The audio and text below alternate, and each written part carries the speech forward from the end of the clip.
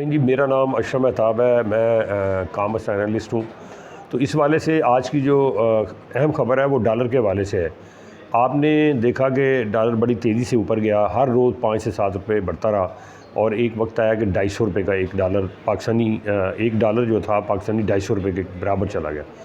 इससे हमारी इक़्तिसादियात के ऊपर बहुत बुरे असरात मरतब हुए। गाड़ियों की कीमतें बढ़ गई, जो है पेट्रोल की कीमत बढ़ गई, बल्कि ऐसा कहें कि ज़रूरियात ज़िंदगी हर चीज़ जो थी वो महंगी हो गई, तो बेजा ना होगा।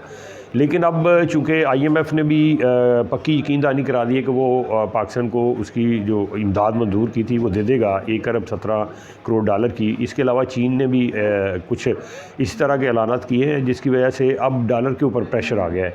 अब आपने देखा कि पिछले 4-5 दिन के अंदर डॉलर जो है वो 222-23 पे आ गया, जो 250 रुपये पे था। तो इस तरह से देखा जाए तो 25 से 27 रुपये डॉलर की कीमत में कमी आई है।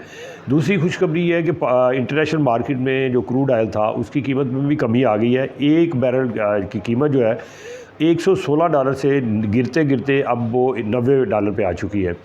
तो इससे क्या होगा कि आने वाले दिनों में जब 15 तारीख आएगी तो उस पर फिर पेट्रोल की, डीज़ल की और जो मसनूआत हैं, पेट्रोलियम मसनूआत, उनकी कीमतें कम होंगी। कीमतें कम होने से फिर क्या होगा कि जो पैदावारी लागत है सनतों की वो कम हो जाएगी। आम आवाम के ऊपर जो रोज़ाना सफ़र करते हैं, गाड़ी के ऊपर करते हैं या मोटरसाइकिल के, उनके ऊपर जो माली बोझ है वो भी कम होगा और इससे फिर पाकिस्तानी मीशत को संभाला मिलेगा। जो एक बड़ा राग लापा जा रहा था कि पाकिस्तानी मीशत श्रीलंका के बराबर होने जा रही है, यानी डिफ़ॉल्ट होने जा रही है, अब वो ख़तरा तकरीबन टल चुका है। अब ऐसा ही कोई बात नहीं है, क्योंकि डॉलर अगर 250 रुपये से क्रॉस करता और इंटरनेशनल मार्केट में क्रूड ऑयल की प्राइस भी बढ़ती जाती, जो 116-17 रुपये थी वो अगर कोई 150 रुपये के करीब चली जाए, यानी $150 फी बैरल पे चली जाए, तो पाकिस्तान के फिर डिफ़ॉल्ट होने के चांसेस ज़्यादा थे। इस वक्त पाकिस्तान चौथे नंबर पे था जो मुल्क डिफ़ॉल्ट हुए, जिसमें श्रीलंका है और बाकी जो मुल्क ममालिक हैं।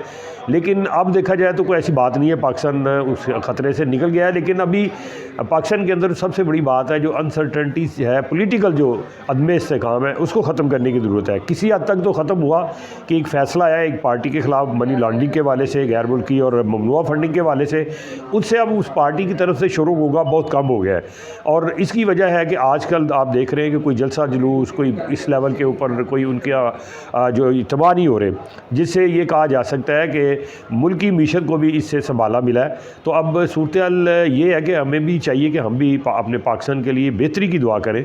और जैसे ही पेट्रोल की कीमत में मेरा ज़ाती ख्याल है 25 से 30 रुपये और डीज़ल में भी इतनी ही कमी आएगी, तो यहाँ पे जो हमारे कर्ज़े थे जो हमने बैरून मुल्क से लिए हुए थे, IMF के अलावा world bank, Asian development bank, उसके हुजम में भी बहुत ज़्यादा कमी आएगी। जो पहले बैठे बैठाए उसके हुजम में अरबों डॉलर का इजाफा हो गया था, अब वो अरबों डॉलर कमी आ रही है, मज़ीद कमी आएगी। अगर डॉलर जो है वो 200 रुपये की सतह से नीचे गिर जाता है पाकिस्तान के अंदर डॉलर की कीमत, और बैनुल-अक़वामी सतह पे जो क्रूड ऑयल है उसकी कीमत $80 तक आ जाती है, तो मेरा ज़ाती ख्याल है फिर जो